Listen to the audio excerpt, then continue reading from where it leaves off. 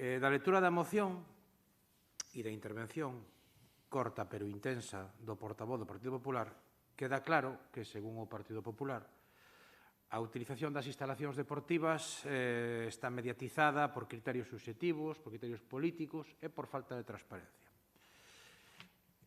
Iso é o resumen que se saca tanto da intervención que acaba de facer vostede como do que se escribe na moción. O problema é que cando se acusa ou cando se denuncia convén concretar e dicir con claridade por que os criterios son subxectivos, que criterios políticos se están a utilizar ou a que se refire con falta de transparencia. Porque lanzar acusacións sen probas desacredita máis, se é posible, a quen as fai. Por lo tanto, espero que concrete estes aspectos máis polo ben da súa reputación que por outra cousa. Para falar deste asunto, hai que ter en conta algunhas cousas que nos van a permitir ter claves coas que entender a situación. E a primeira, que en Pontevedra hai máis de 60 clubes que abarcan bastante máis de 20 modalidades deportivas diferentes, e moitas destas modalidades deportivas necesitan instalacións municipais para desenvolver a súa actividade. Por lo tanto, o primeiro dato a ter en conta é a riqueza e a variedade deportiva da cidade. Temos de casi todo, incluído breakdance, que pronto será deporte olímpico. Así que, como sempre di Miguel, o señor alcalde, que estamos así en plan formal, hai que ser máis formales, só nos falta o curling. Os clubes teñen, por outra parte, a súa propia dinámica e as competicións das federacións tamén teñen a súa dinámica. Polo que temos que axustar o uso desas dúas realidades que poden variar de ano en ano, dependendo de factores externos ao Concello. E iso temos que telo en conta. En horario de tarde, que é o que nos interesa, porque polas mañáns, evidentemente, as instalacións son menos utilizadas, as instalacións deportivas están sendo usadas prácticamente ao 100% polo deporte federado, a pesares de que os deportistas federados non chegan ao 30% do total da poboación que fai actividade física de xeito regular. Por lo tanto, o primeiro criterio que se utiliza é o de dedicar as instalacións ao deporte federado, deixando a marxen outras formas de actividade física. Non sei se iso pode ser considerado como un criterio político por parte do PP, pero é así. E teño interese en coñecer a súa posición sobre este tema, saber se o PP está interesado en manter ese criterio ou prefire que se amplíe o uso das instalacións polas tardes ao deporte non federado. Teño curiosidade por coñecer a súa posición, porque aperturar as instalacións para deporte non federado a cidadanía suporía inexorablemente restar horas ao deporte federado. Partindo desa situación, e tendo en conta que as instalacións municipais teñen un horario moi amplo, que vai dende as 8 da mañán hasta as 3 da tarde, e desde as 4 da tarde ás 12 da noite, agora máis reducido polo toque de queda, é evidente, o procedimento para a distribución horaria na modalidade de temporada se desenvolve da seguinte forma. Primeiro, hai unha solicitude inicial da entidade indicando os equipos e as preferencias horarias e de instalación para o desenvolvemento da actividade. Segundo, se analiza a solicitud tendo en conta os condicionantes sociais e estructurais das entidades solicitantes, maioritariamente clubes de base, con unha relación voluntaria das persoas que o compoñen. En terceiro lugar, se comunica a proposta inicial de distribución. Logo, hai propostas de modificación ou aceptación por parte dos interesados. E, por penúltimo, hai un estudio da solicitude da modificación e logo se lle comunica os horarios definitivos da tempada. Para o estudio das solicitudes presentadas se ten en conta as franxas horarias das instalacións para os distintos grupos de idade. Ata as 19 horas, deporte base. Ata as 20:30, infantís e cadetes. E ata o peche, equipos xuvenís e seniors, porque parece lóxico que a menor idade a franxa de horario ten que ser anterior. E como criterios específicos, solicitamos que a entidade estea legalmente constituída e rexistrada no Rexistro Municipal de Asociacións do Concello de Pontevedra. Temos en conta a antigüedade da entidade, temos en conta a antigüedade no uso da instalación polo equipo para que se solicita,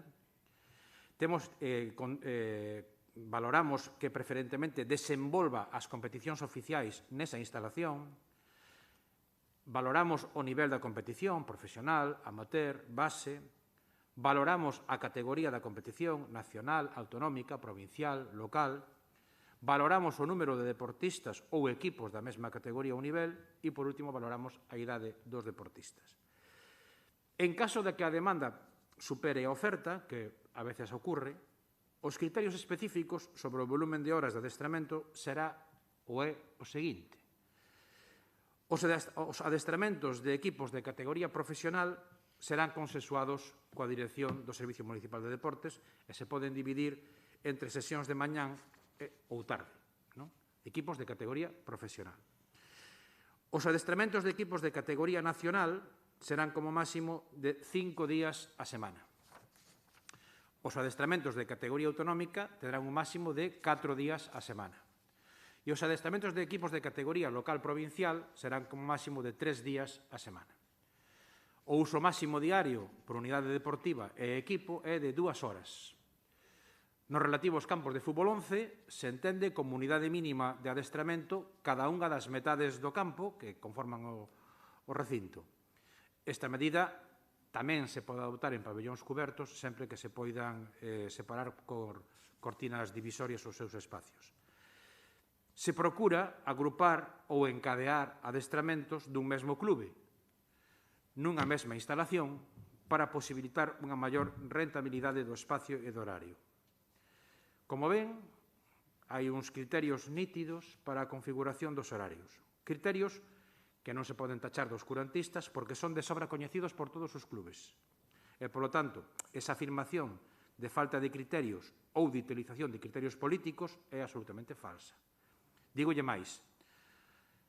Este concelleiro non participa, nin participará para nada na elaboración do calendario de horarios, nin transmite orden algunha aos responsables da súa confección, excepto unha, que sí se pode considerar política. E é actuar con criterio moi restrictivo na adxudicación de horas a clubes de nova creación en modalidades nas que xa exista oferta en Pontevedra. E é certo que este é un criterio político. Tamén non sei se vostedes estarán de acordo ou non, pero entendemos que ali onde xa hai oferta deportiva e se crea un novo clube, non estamos por favorecer a dispersión. Por tanto, somos moi restrictivos á hora de conceder horas, o cual non quere dicir que non as concedamos. Pero, ademais, e vou rematando, cando se fala de establecer regulamentacións para asignar horas, estáse descoñecendo a realidade de gran parte do deporte do noso concello. E esa realidade é que os clubes deportivos de Pontevedra son xestionados por persoas que non se dedican profesionalmente a eso, e as que hai que agradecerlle o imenso traballo que levan a cabo de xeito altruísta. Pero iso tamén presenta limitacións que hai que ter en conta á hora de asignar os horarios. Pois exemplos, por exemplo, que se teñen en conta para combinar con os criterios señalados que atenden a situacións reais dos recursos dos clubes son que unha mesma persona, por exemplo, leve a dirección de 2 equipos do clube. Que as persoas que dirixen os entrenamentos, como no 99% das ocasións, non son profesionais e teñen que combinar as actividades deportivas coas profesionales e os horarios lectivos dos distintos centros educativos do municipio. Ou, incluso, que hai que axustar porque hai material compartido por distintos equipos do clube ou incluso de clubes diferentes. Vostedes comprenderán que non hai moita posibilidade de aplicar algoritmos que contemplen esas situacións. E así non as contemplamos. Estou seguro de que o deporte dos clubes sufriría moito en Pontevedra. Por iso entendemos que o sistema actual, aínda que mellorable, como todas as cousas, recolle perfectamente as necesidades e as particularidades do deporte e dos clubes. Pretender regulalo con unhas bases ríxidas é descoñecer a realidade. E para rematar xa de todo, non me podo quedar coas ganas de dicilo porque me parece probablemente o máis grave da proposta, e refírome á insinuación sobre a profesionalidade dos traballadores do Servicio de Deportes cando se di que non se garante un reparto equitativo, xusto e transparente afastado de criterios políticos do uso das instalacións deportivas municipais. Acabo de ler textualmente a súa moción. E a mí moléstame profundamente, o digo con sinceridade e con todo o respeto, que vostedes acusen veladamente aos traballadores municipais de actuar de forma arbitraria ou discrecional. Os traballadores do Servicio de Deportes son uns traballadores exemplares, que fan un traballo exemplar, afastado de condicionamentos subxectivos ou partidistas. Ningunha orden reciben deste concelleiro nin de nadie á hora de establecer os horarios dos clubes ou de tomar decisións ao respecto. E, sinceramente, a mí me parece unha falta de respeto e un absoluto descoñecemento facer ese tipo de afirmacións. E vaya desde aquí o meu respeto por todos e cada un dos componentes da plantilla do Servicio de Deportes. Nada máis, moitas gracias. É que voto de menos o señor Abeigón. Voto bastante de menos. Tiñan bastante máis capacidade e categoría e era bastante máis divertido que do que é vostede. E, sobre todo, sabía o que decía. Aínda que non estuéramos de acordo, el sabía o que decía. Por lo tanto, vaya de aquí o meu recordo para o meu amigo Tomás Abeigón. Está claro que hai outro problema, é que cando se trae preparada xa a segunda intervención antes de escoitar a intervención do concelleiro, pois pasa o que pasa, claro. Se dice lo que se dice, pero dá unha imaxe de certa pobreza, non? Porque vostede truxo, dividiu a intervención en dúas partes. A máis pequeniña das partes era a que nos ocupa, o uso das instalacións deportivas. O outro é o carrete que ten preparado de sempre e que non forma parte da moción. Cando usted queira que falemos deso, falamos deso. Pero hoxe vamos a falar da moción. Do outro é todo, se me permite a expresión, chau chau. Todo chau chau. Vostedes presentaron unha moción falando do uso das instalacións deportivas. E nós lle contestamos, eu lle contesto, que vostede acusa o Servicio de Deportes de utilizar criterios políticos, de non facer un reparto equitativo, xusto e transparente. Eso está na moción. E eu lle digo que eso é mentira. E lle explico cales son aqueles criterios que se utilizan. E engado, porque parece que esa parte que hai outros condicionantes e outros criterios que non poden poñerse nunhas bases, porque as bases é crear un algoritmo donde, según o que se cumpra, se lle dá un botoncito e sale. Pero hai cousas que non son mensurables, que ocurren cada ano, pero que non se poden valorar con unha puntuación, porque forman parte da estructura que teñen os clubes, que é unha estructura generada, formada fundamentalmente por xente que traballa de forma voluntaria e que cada ano, e incluso durante unha temporada, varía e fai que sea moi difícil, por non decir imposible, establecer unhas bases e un corsé tan ríxido que cando se dan situacións diferentes prexudiquemos aos clubes máis que os beneficiemos. Por lo tanto, hai que ter en conta, primeiro, os criterios que se están utilizando e dos que nadie se queixou.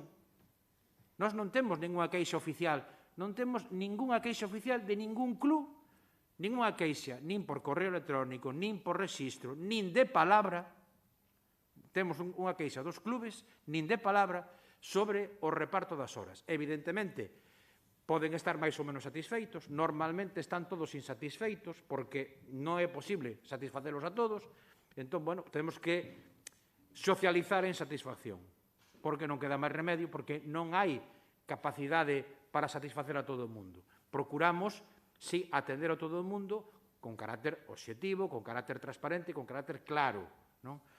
Por lo tanto, non temos nin queixas, nin peticións oficiais de que se regulen por unhas bases. Sabe por que non as temos? Porque os clubes son conscientes de que pasan cousas como as seguintes. Por exemplo, leo textualmente, Axudícame o campo 1 porque é onde teño o material. Non me dei as horas no multiusos porque me obrigas a levar os balóns dun pabillón a outro. Eso como se mide nun algoritmo? Outro instructivo tamén. A ver si me los puedes cambiar ya que el lunes es imposible porque todos tienen clase por la tarde. Como se mide, como se aplica un algoritmo cando un club de repente nunha temporada os seus rapaces teñen clase pola tarde? Como se mide eso? Outro. La verdad es que no nos viene bien porque tenemos chavales del Grovi de San Xenxo que difícilmente llegarán a las 17:30, entre las 17:30 y las 19 horas. Como se mide eso? Como se pon eso nun algoritmo? Eso é moi complicado. Teño máis, En cuanto a los nuevos horarios de entrenamiento, son todos correos electrónicos. En cuanto a los nuevos horarios de entrenamiento, nos cambiasteis de franja horaria, con respecto a que tiñan o ano pasado, o sea, que lo que teníamos de 17:30 a 19:30, nos lo pusisteis de 20:30 a 22. Nosotros necesitamos que siga la franja horaria de la primera hora, o sea, de 17:30 a 18:30, porque le va mejor a nuestro entrenador. Le va mejor a nuestro entrenador. Si puede ser, nos gustaría poder entrenar así ya este miércoles. Es decir, como valoramos nós que os entrenadores por motivos profesionales, por motivos de traballo, un ano poden entrenar unha hora e o ano seguinte poden entrenar a outra hora? Como se valora eso? Haberá que adaptarse ás circunstancias que marcan tamén os propios clubes. E todo eso se ten en conta a hora de establecer os horarios, xunto cos criterios específicos.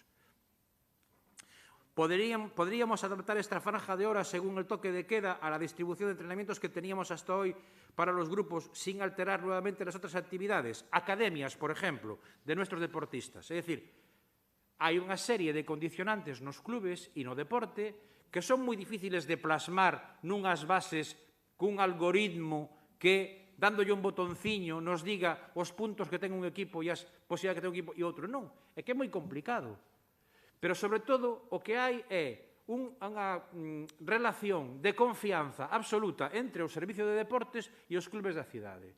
Os clubes da cidade saben que poden contar co Servicio de Deportes para o que desexen. E cando teñen algún problema, recurren ao Servicio de Deportes. E o que se pode cambiar, se cambia. O que se pode modificar, se modifica. E nunca houbo ningún problema. E vostedes o que están facendo é vir aquí a dar a sensación de que hai un problema donde non o hai. E iso é así. Entón, do resto de intervencións, digo, xa non vou a falar. Non vou a falar porque non é o xeto da moción e me vou a ceñir a sola moción. Entón, home, en todo caso, digo eu que presentar así unha moción, pois está ben, non?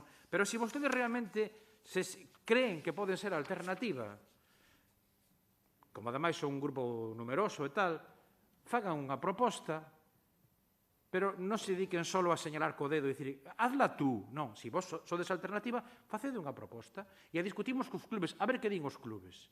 A ver que din os clubes. Entón, nós entendemos que o noso modelo é o que mellor funciona. Non nos importa quedar solos na defensa, non nos importa ser os únicos de Galicia. Se creemos que o que defendemos é o xusto, non nos importa estar solos. Para nada. Para nada. E como nos defendíamos no momento que o importante era a saúde, non nos importou quedar solos.